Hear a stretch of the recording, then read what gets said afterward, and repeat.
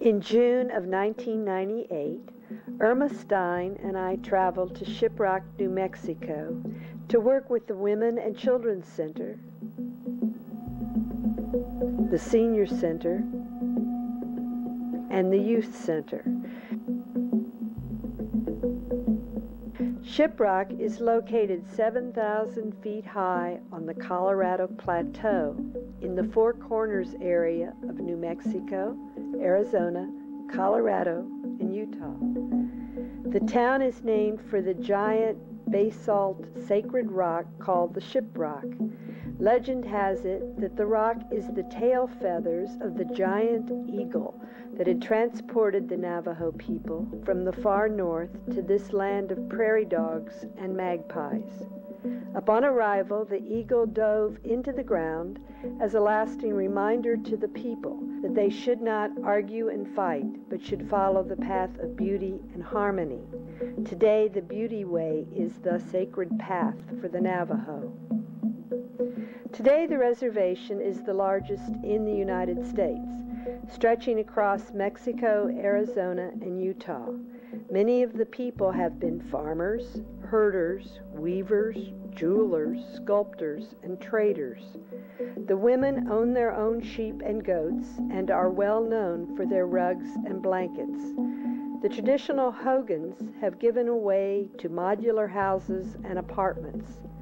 The town of Shiprock, population roughly 10,000, meanders along the San Juan River, where the wind blows continually, making the cottonwood trees sing and the dust devils dance across the plains.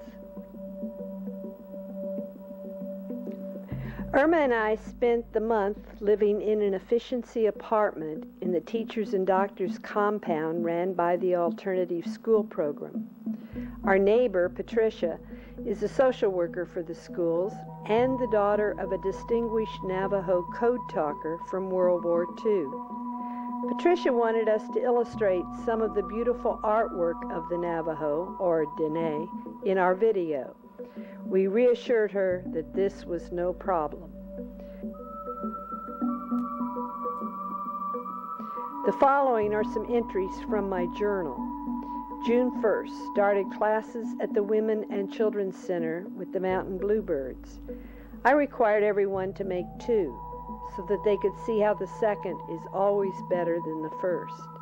We hung them from the ceiling. June 2nd, went to the Youth Center and started 11 young people on bluebirds. Most were learning to sew for the very first time. June 3rd, started afternoon sessions at the Senior Center, one of the loveliest buildings in town. We began with 5 women and ended with 12 making mountain bluebirds.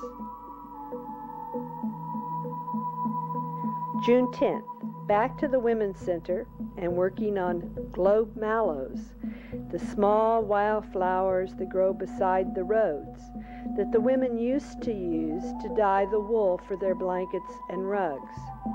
Lyra and her boys posed with her accomplishments, and she had never sewn before.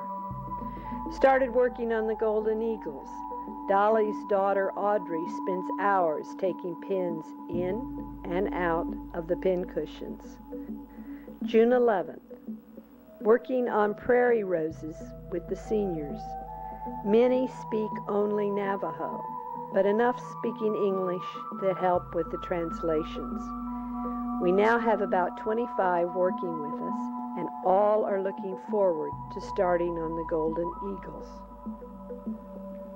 June 19, legendary weaver Sarah Natani invited us to her modern hogan for afternoon tea. Sarah entertained us with stories of her grandmothers, the histories of the various trading posts, and demonstrations from her collection of spindles and looms. June 22nd, Dolly, Shirley, and Grandmother Lily are working hard on their golden eagles. Lily is a foster grandparent who spends mornings at the Women's Center during the week where she helps with the children. June 24th, the last day at the Senior Center and a big party to tell us thank you. The seniors posed proudly with their eagles, roses, and bluebirds, and Irma and I had thoroughly enjoyed our time with these energetic and diligent workers. June 25th, said goodbye to the little girls at the Youth Center. The bluebirds had worked out well, but the roses turned out to be a little too complex for beginning seamstresses. June 26th, final day at the Women's Center, with everyone working madly to finish their roadrunners.